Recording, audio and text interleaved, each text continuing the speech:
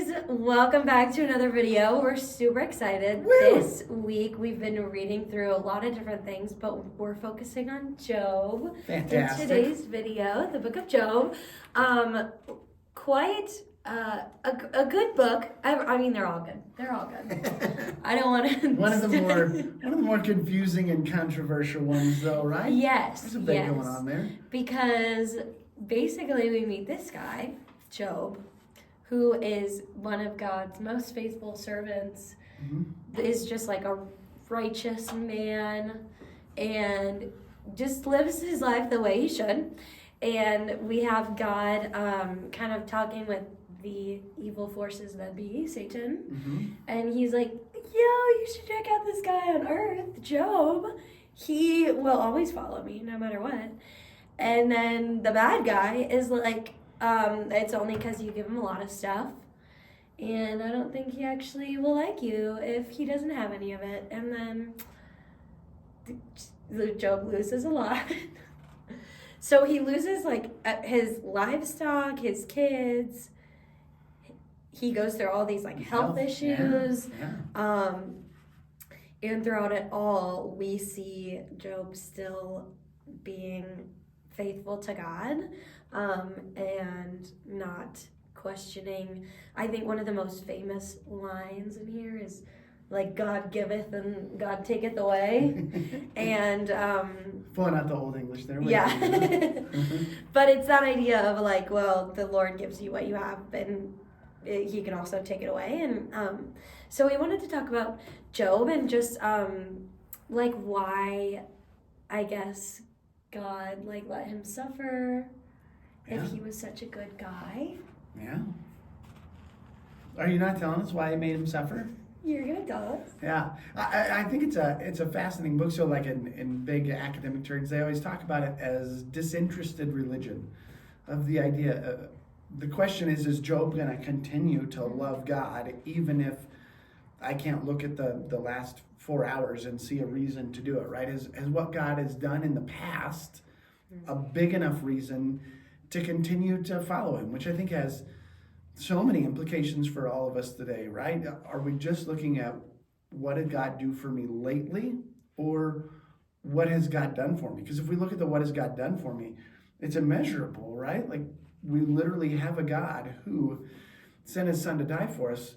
But far too often, I think we look at it in a very temporal sense of, well, this week hasn't been great, so maybe God isn't as good as he says he is.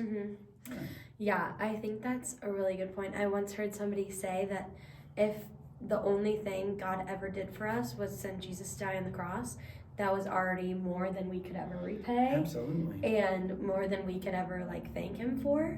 So even if we had nothing else, like our family, our friends, our the sun that shines, like our jobs, our food and whatever, like that would already be too much. And everything else is just like icing on top of the cake. Type of thing. And so that leads us to like, are we, if we're good servants to God, are we entitled to like the blessings? Yeah. I mean, my idea is certainly not, right? To be able to look at it and say, our goal, our job is to represent Christ well, and we don't get to say that we're only going to represent him well if in the last half hour he's done something great for us. You know, there's a great book, and I can't remember the guy, Gustavo Gutierrez, and I don't remember the whole title, but it's like on Job, God talk, and the suffering and the innocent or something, you know. But he goes through and it's a great book. If you haven't read it and you're curious about Job, it's a really good one.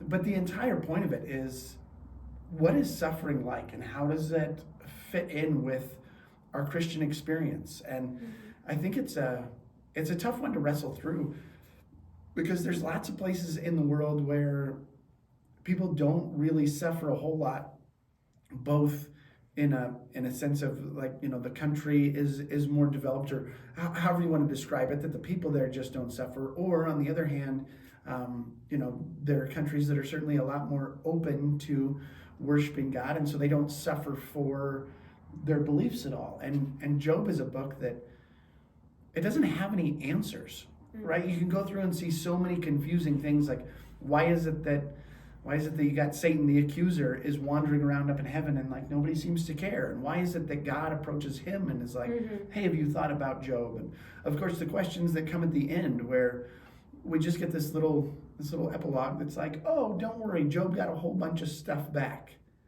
Well, if it's You're me, like, you went through a lot. Yeah, and all of my family dies and my kids and my wife are gone. Well, just the fact that I got new stuff, I don't think makes up for that. And so the question that you see from it is there's an intense level of suffering here, and we don't have an answer for all of it.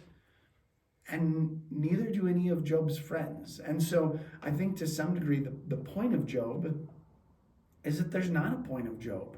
Is that you can see that God has a big hand, and wherever you want to put the blame associated, you can say God was the one who could have prevented Job from going through all this suffering. Yeah.